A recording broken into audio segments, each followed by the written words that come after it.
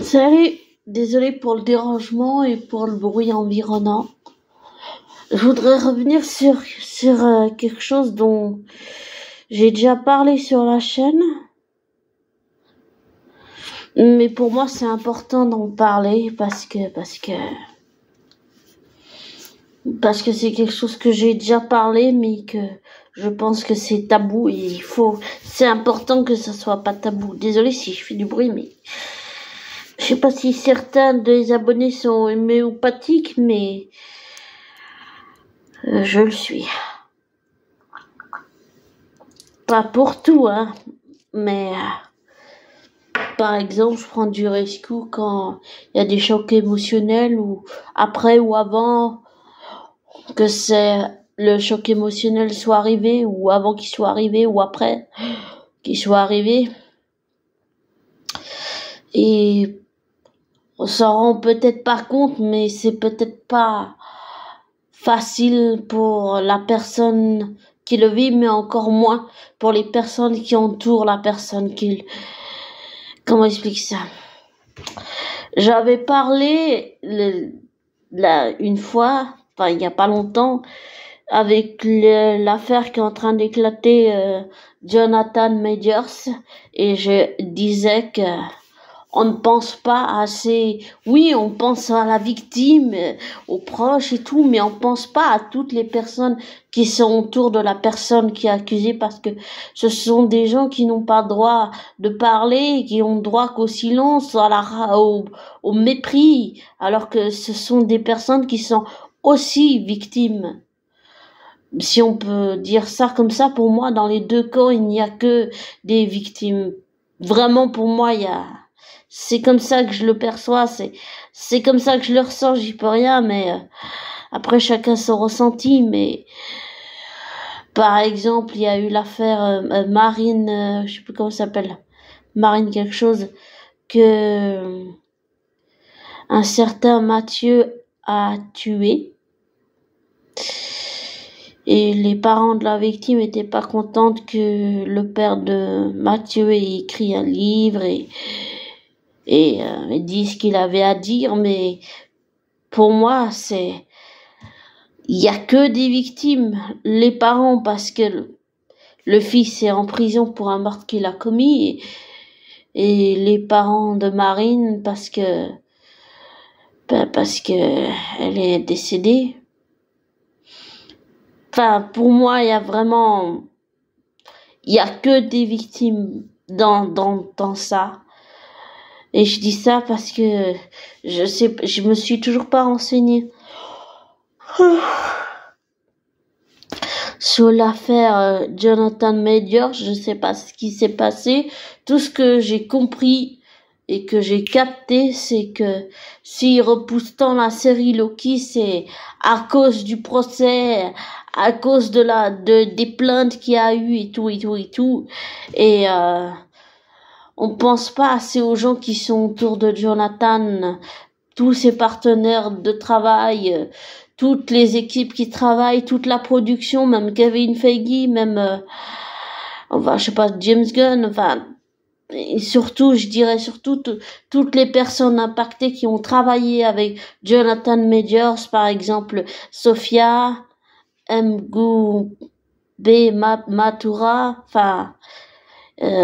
celle qui joue Ravonna, celle qui joue Bekaz, ou par exemple, Tom Hiddleston, bien sûr, ou Sofia Di Martino, exactement aussi. On pense pas à toutes ces personnes qui sont affectées, qui sont, j'allais dire, ces gens, ces êtres humains, à la base, on oublie que ce sont des êtres humains. J'allais dire, ce sont pas que des artistes, ce sont des êtres humains à la base. Ils ont, comme tout être humain, des travers, des défauts, des qualités comme tout être humain sur Terre. Et on oublie qu'ils subissent de la pression, qu'ils subissent vraiment une grosse pression, toutes les équipes, tous les gens qui travaillent autour. On oublie que ces gens, pour moi, ce sont aussi des victimes, comme avec, par exemple, l'affaire Marine qu'il y a eu en France. Parce que, après chacun, comme j'ai dit, chacun se ressenti, mais pour moi, je le ressens comme ça, j'arriverai pas à dire autrement, mais pour moi, dans les deux camps, il y a que des victimes. Et souvent, les personnes qui entourent la personne qui est accusée, souvent indirectement et sans le vouloir, ça veut dire elles sont prises de gré et de force dans la sauce sans le vouloir. Et souvent, ces personnes, eh ben, elles en font les frais. Et souvent, elles payent cher, aussi cher que la personne qui est accusée. Voilà. Par exemple, si on prend un exemple, Jonathan Majors paye le prix fort, mais toutes les personnes qui travaillent avec lui le payent aussi cher que lui. C'est-à-dire qu'il sans le vouloir, il les entraîne dans sa chute. C'est involontaire. Il les entraîne dans le fond avec lui. Et même si Tom Hiddleston, même si Sylvia Di Martino, et même si toutes les équipes, tous les gens autour de lui prennent leur distance, essayent de prendre leur distance et tout, ils sont quand même entraînés dans le fond avec Jonathan, et on donne pas assez la parole à ces victimes, parce que pour moi, ce sont les gens qui sont entraînés sans le vouloir. Pour moi, ce sont des victimes, mais les victimes du silence. Ils peuvent pas parler, ils peuvent pas dire ce qui se passe dans les coulisses.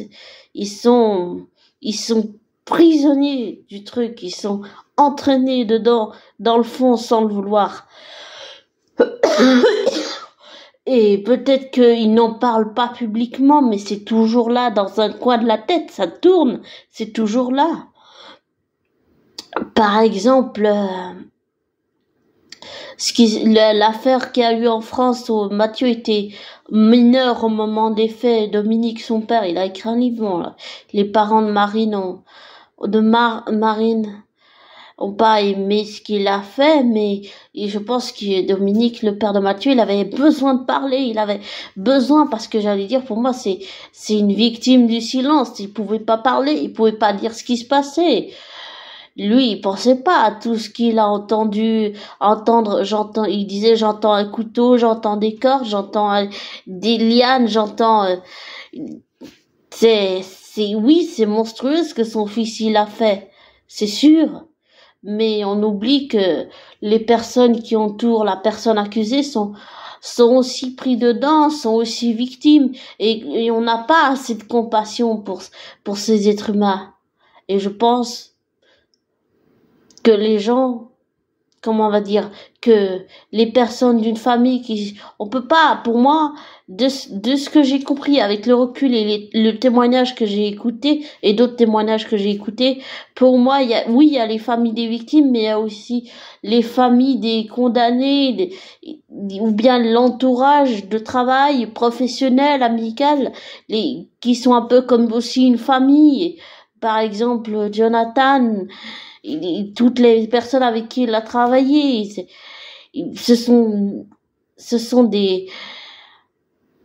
pour moi, ce sont des victimes du silence. Voilà, ce sont des victimes parce qu'ils peuvent pas parler. Et c'était la même chose pour le père de Mathieu. Il pouvait pas parler. C'était une victime du silence. Il avait besoin de parler. Bon, ça n'a pas plus que les parents de Marie n'ont pas apprécié. Ce que je comprends. Mais on oublie que les personnes qui entourent l'accusé, ce sont aussi des victimes qu'ils et elles n'ont pas choisi de vivre ça, n'ont pas choisi d'être entraînés. Ils sont entraînés dedans, malgré eux. Même s'ils essaient de prendre des distances avec la personne ou de soutenir la personne, ils en payent le prix eux aussi, fort, aussi fort que la personne qui est accusée. Et on donne pas assez la parole aux victimes du silence. Pour moi, les victimes du silence, c'est toutes les proches, tous les collaborateurs, tous les gens avec qui Jonathan a travaillé.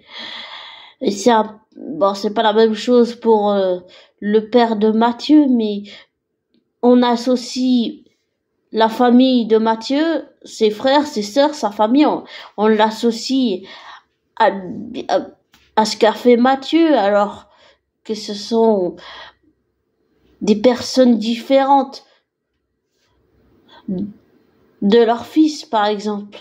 De ce que Mathieu a fait, Dominique, il est différent de son fils, même s'il l'a éduqué, même s'il l'a élevé. Il est différent de lui. Et oui, on donne pas assez de paroles à ces gens qu'on associe au crime, alors qu'ils sont différents de la personne qui est accusée. Voilà. Et j'ai beaucoup d'empathie pour ces personnes à qui on ne donne pas la parole, qu'on interdit de parler parce que ils font partie de l'entourage de l'accusé. Alors ça veut dire que c'est, on associe ça et c'est pas une bonne chose, c'est pas une bonne image, c'est pas, il faut réussir à, je dirais, prendre du recul, prendre de la hauteur, voir les choses à 180 degrés et pas avec des œillères justement, mais 180 degrés, c'est, voilà. Si je peux dire quelque chose dans ce sens-là, je continue de défendre Tom parce que, ou bien Sophie Di Martino, parce que je pense que ce ne sont pas, ou bien le père de Mathieu, Mathieu qui a commis ce crime et qui était mineur au moment des faits en France.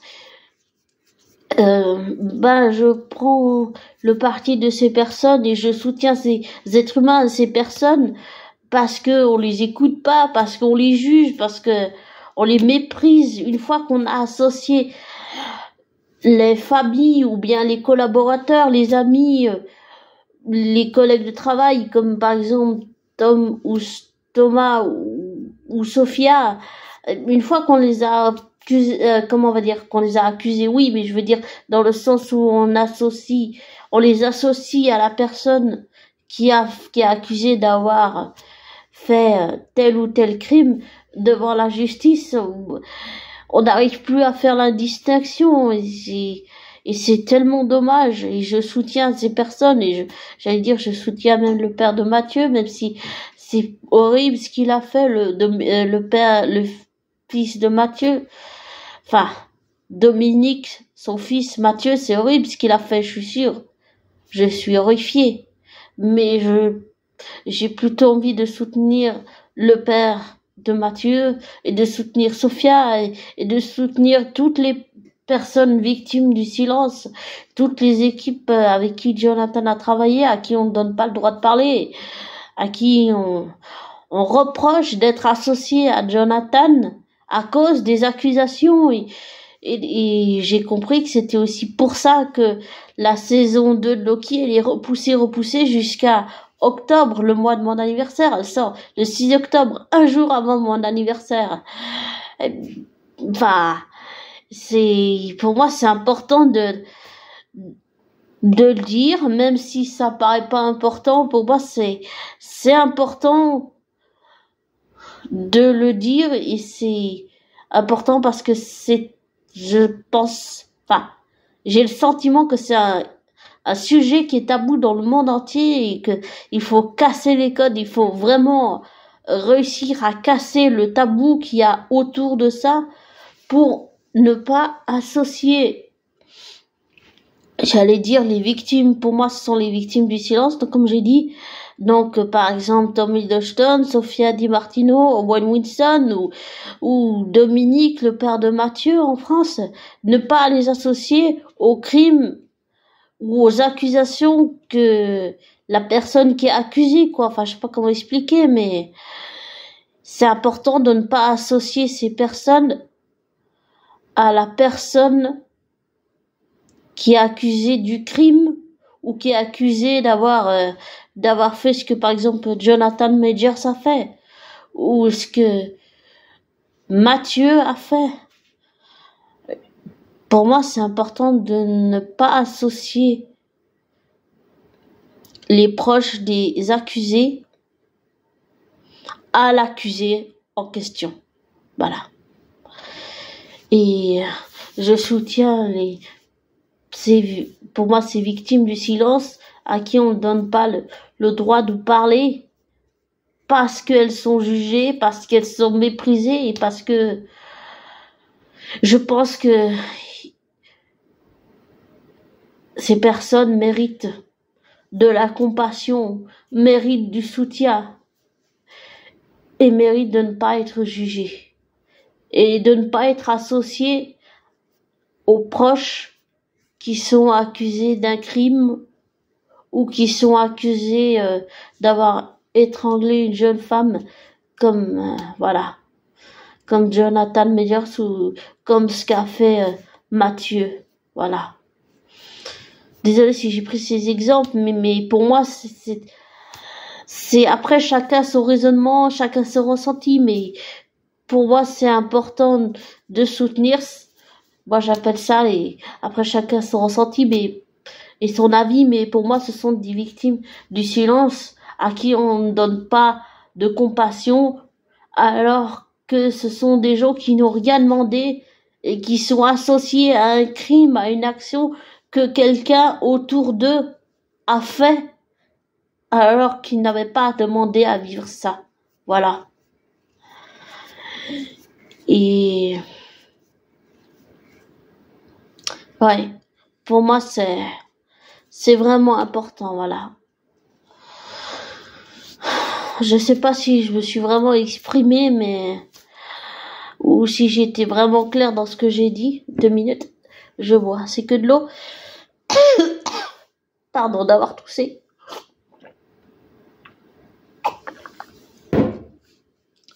Mais pour moi, c'est essentiel de ne pas associer tout l'entourage de Jonathan à ce qu'a fait Jonathan. Voilà.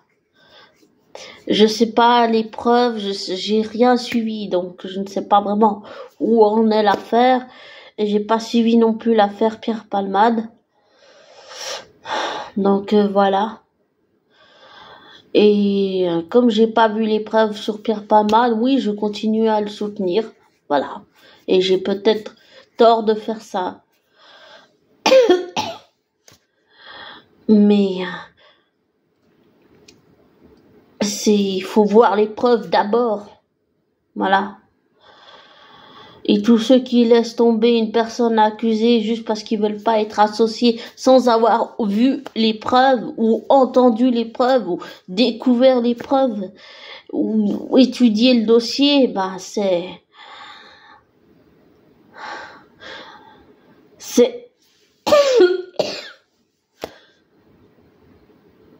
ça me paraît injuste, voilà. Alors oui, publiquement j'ai peut-être tort, mais je préfère et j'ai envie et je veux soutenir les victimes du silence, les gens à qui on ne pardonne pas parce qu'on les a associés à une personne proche d'eux qui a commis un crime ou qui est accusée d'avoir commis un crime devant la justice, sans preuve, sans rien du tout. Voilà. Donc, c'est important que le tabou commence à être brisé. Après, ça, c'est selon moi, c'est selon mon ressenti, mon expérience, et j'ai envie de dire, puisque j'ai envie de finir avec ça, même si je le connais pas encore dans la vraie vie, que j'espère vraiment rencontrer dans la vraie vie Tom Hiddleston, d'une certaine façon, si j'arrive à voir les choses comme ça, c'est grâce à lui, c'est grâce à son influence, c'est grâce à son impact dans la vraie vie, c'est quelqu'un qui impacte les gens. Et j'aimerais bien que Tom se rende compte de l'impact qu'il a sur les gens dans la vraie vie. Et oui, c'est quelqu'un que je soutiens. Avant, j'étais peut-être juste fan, mais maintenant, je vois vraiment les choses autrement. Je le vois plus comme un être humain et j'ai compris qu'il y avait, il y a le Tom public et puis il y a le Tom qu'on connaît pas. Je veux dire, sans fard, sans maquillage, sans paupières. enfin paupières, je veux dire fausse maquillage quoi, sans prompteur, sans tout ça, le Thomas qu'on ne connaît pas. Donc si j'arrive à voir les choses comme ça et j'arrive à pas être fermé, je dirais pour finir cet audio que c'est d'une certaine façon c'est grâce à beaucoup d'artistes et c'est aussi en partie grâce à Tom, ouais. Je dirais que il y a eu beaucoup d'artistes qui m'ont aidé, mais je dirais que celui qui a fait le plus gros du travail d'une certaine façon, c'est Tom, ouais. Si je vois les choses comme ça, si j'arrive à avoir un esprit autant ouvert, je pense que c'est vraiment d'une certaine façon grâce à tout le travail qu'il a fait avec son personnage. Et dans la vraie vie, je ne sais pas qui est Tom Hiddleston, j'ai bien envie de le découvrir, mais je tiens à respecter son intimité tout de même, quand même, il y a des limites à ne pas franchir. Et je suis très heureuse qu'il soit devenu père. Je suis très contente pour lui. Ah, et puis j'ai aussi découvert que Nicolas Cage a fait une petite apparition dans le film Flash en jouant Superman et je suis très contente pour lui parce qu'il a réalisé son rêve et puis parce que c'était un projet qui a été malheureusement entériné mais je suis contente qu'il ait réussi à faire ce qu'il voulait et voilà. En tout cas, c'est important que les personnes qu'on juge et qu'on associe à la personne qui est accusée d'avoir commis un crime ou bien qui a commis un crime, pour moi, c'est important de ne pas les associer aux personnes qui sont accusées et c'est important de les faire entendre, c'est important de briser ce tabou, c'est important de les faire entendre et de les soutenir. Et j'ai envie de leur accorder la compassion, l'humanité, la dignité et j'allais dire le pardon parce qu'ils n'y sont pour rien dans ce que la personne qui est accusée autour d'elle, elle ou il a fait. Ils n'y sont, les proches autour de cette personne n'y sont pour rien. Voilà. Et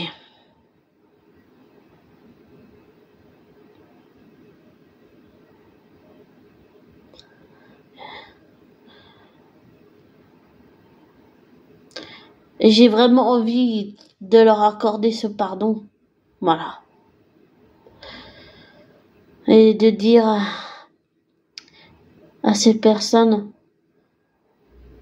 à qui on ne laisse pas la parole, de pouvoir mettre des mots sur des mots parce que pour eux ce sont aussi des souffrances et ce sont des souffrances cachées, enfouies qui finissent par leur exploser à la tronche et si on les laisse pas s'exprimer, si on laisse pas ces victimes du silence qui sont associées à la personne qui a commis un crime ou bien qui est accusée d'avoir fait quelque chose qu'il n'aurait pas dû devant la justice, si on laisse pas les personnes autour de cette personne accusée parler, c'est injuste. Pour moi, c'est injuste.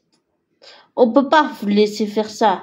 Ces personnes, elles ont aussi le droit de parler. Elles ont aussi le droit de dire leur souffrance et ce que ça leur fait. Et de pouvoir le sortir, de pouvoir le dire, pour pouvoir soulager ce poids parce que pour les personnes, pour l'entourage de la personne accusée, ça doit être aussi, pas seulement pour les parents des victimes, mais pour l'entourage de la personne qui est accusée, ça doit être tellement une souffrance énorme. Et puis d'abord, il y a le déni, on se dit, mais c'est pas possible, c'est pas possible. Et puis quand on finit par l'accepter, la souffrance, elle est énorme, ça fait mal, ça fait très mal. Et j'ai vraiment, sincèrement envie de soutenir toutes ces personnes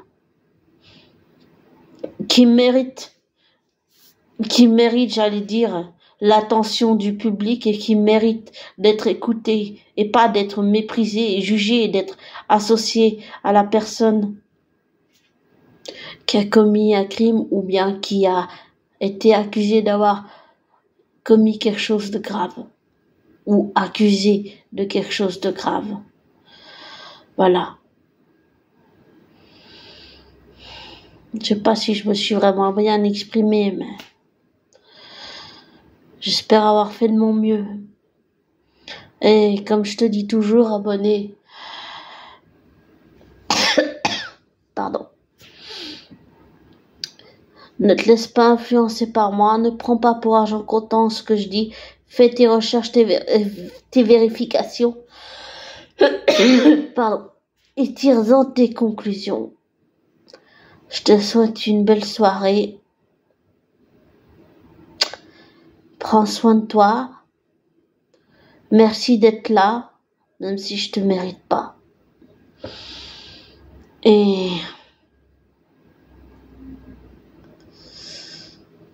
le meilleur dans ta vie.